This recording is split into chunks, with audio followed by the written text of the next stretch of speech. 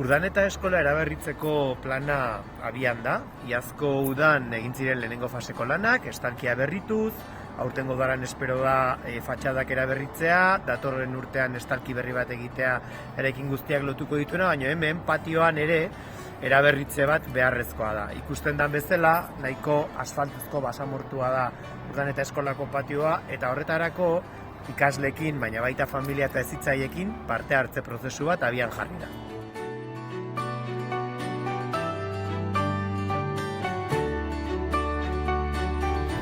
Txatxilipur diren laguntzaz, ikasle gela bakoitzak hausnarketa egin du eta maketa bidez lanketa egin dute amesten duten patioak nolakoa izango zen irudikatzeko.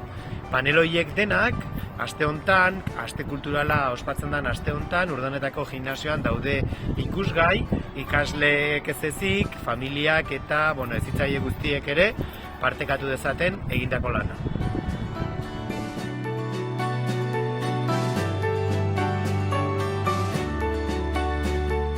Natura patioan txertatzea, jolas eremuak baina eremu lasaiak, irakurtzeko eremuak, eremu simbolikoak, denetarik proposatu dute eta erakusketa honen ondoren ekarpen ezberdinak jasoko dira eta bertan ateratako ondorioekin hasiko gara patio eraberritzeko proiektua burutzen.